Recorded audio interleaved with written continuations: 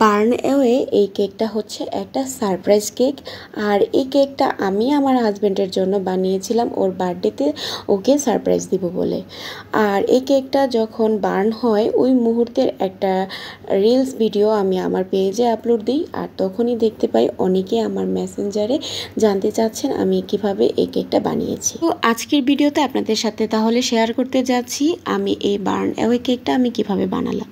আসলে এই কেকটা আমিও প্রথম বানালাম। তো এই কেকটা বানাতে গিয়ে আমি বেশ কিছু অভিজ্ঞতার সম্মুখীন হই, অনেক ভুল ভ্রান্তিও ছিল।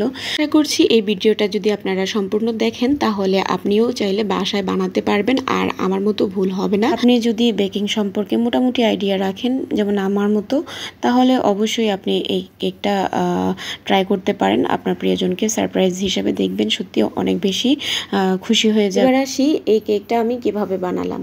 আমরা আসলে কেক যেভাবে বানাই ওইভাবেই বানাবো। বানানোর পরে জাস্ট এটাকে সারপ্রাইজ হিসেবে রাখার জন্য আমি এখানে একটা ছবি আর এই যে দেখতে পাচ্ছেন যে পেপার, এই যে বেকিং পেপার আর কি, এটাকে বাটার পেপার বা বেকিং পেপার আপনারা যে যেই নামে চিনেন ওইভাবে আপনারা নিয়ে আসবেন। আসলে এখানে বার্ন করার জন্য আলাদা একটা পেপার থাকে, তো আমি এত ঝামেলায় যাইনি, আমি সহজভাবেই করার চেষ্টা করেছি, তাই আপনাদেরকে সহজভাবেই বলে দিচ্ছি। আর ওই পেপারটার উপরে হচ্ছে আমি এখানে হ্যাপি বার্থডে উইশ লেখাটা লিখে দিলাম আমার হাজব্যান্ডের নাম সহ। তারপরে এখানে আমি আরেকটু কালার করে নিলাম যাতে একটু দেখতে সুন্দর লাগে। আর কেকের উপর বার্ন হওয়ার পরে যে ছবিটা দেখতে পেরেছিলেন সেই ছবিটাও কিন্তু আমি আমার হাজব্যান্ডের ফোন থেকে নিয়ে সেটা আমি কম্পিউটারের দোকান থেকে প্রিন্ট করে তারপরে কেকের উপর এই যে এভাবে বসিয়ে দিয়েছিলাম। আর এখানে আমার একটা প্রবলেম হয়েছিল, সেটাই আপনাদের সাথে শেয়ার করছি। আপনারা যখন ছবি নেবেন তখন একটু বুঝে শুনে নেবেন, আর যে সাইজের কেক বানাবেন তার থেকেও ছোট সাইজের ছবিটা নেওয়ার চেষ্টা করবেন যদি ছবি দিয়ে সারপ্রাইজ দিতে চান। এখানে এডিবল ছবি দিলে সবচেয়ে ভালো হতো, কিন্তু ওটার খরচ বেশি হয়ে যেত। তার মধ্যে হচ্ছে এডিবলটা কিন্তু খুব মজাও না, যার কারণে আমি আর বেশি একটা খরচ করিনি। এর জন্য আমি প্রিন্ট করে নিয়ে নিলাম। আর এই যে দেখতে পাচ্ছেন আমি ছবিটার উপরে আমি ক্রিম দিয়ে কেকটাকে ডেকোরেশন করছি যাতে দেখতে সুন্দর লাগে।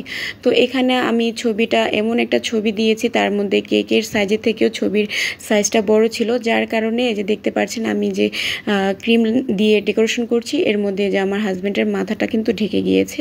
তাই আর কি আপনাদেরকে বললাম যখন ছবি সিলেক্ট করবেন তখন ছবিটা যেন আপনার কেকের মাঝখানে থাকে আর হচ্ছে ছবিটা যেন দেখা যায় সেভাবে আর কি করবেন, এই আর কি। আর হ্যাঁ, এখানে যে শুধু ছবি দিতে হবে এমন কোনো কথা নেই, আপনি আপনার প্রয়োজন মতো যে কোনো কিছুই লিখেও দিতে পারেন। হ্যাপি বার্থডে লেখাটাও কিন্তু এখানে লিখে দিতে পারেন, বা কোনো গিফট আইটেমও এখানে রেখে দিতে পারেন। দেওয়ার পরে আপনি জাস্ট ওই যে পেপারটা দিয়ে আপনি এখানে ঢেকে দিবেন, তাহলেই হয়ে গেল। আর এই যে এখন যে পেপারটা আমি কিভাবে রাখছি সেটা তো আপনারা দেখতেই পাচ্ছেন। এখন হচ্ছে আমি এই পেপারের উপর আমি আরেকটু ক্রিম লাগিয়ে দিব। ক্রিম দিয়ে এখানে সুন্দর ডেকোরেশন করে দিলেই কিন্তু সুন্দর একটা কেক হয়ে যাবে। আর নিচে তো সারপ্রাইজ তো থাকবেই। আমার ক্রিম এখানে দেখতেই পাচ্ছেন আমি লম্বা একটা টান দিয়ে দিচ্ছি, কারণ হচ্ছে ক্রিম এখানে শর্ট ছিল, তাই আমি আর কোনো ডেকোরেশন করতে পারিনি। আপনারা সুন্দর ডেকোরেশন করে নেবেন, তাহলে কেকটা দেখতে আরো সুন্দর লাগবে। আর হ্যাঁ, আমি কিন্তু আপনাদেরকে এর টিউটোরিয়াল ভিডিও দিচ্ছি না, আমি জাস্ট কিভাবে এই কেকটা আমি কিভাবে বানিয়েছি আমার অভিজ্ঞতাটাই আপনাদের সাথে শেয়ার করছি, যেহেতু আপনারা অনেকে ইনবক্সে জানতে চেয়েছিলেন। এই আর কি, আমি জানি আমার থেকেও আরও ভালো যারা বেকিং জানে তারা এর থেকেও ভালো আপনাদেরকে আইডিয়া দিতে পারবে। জাস্ট আমি কিভাবে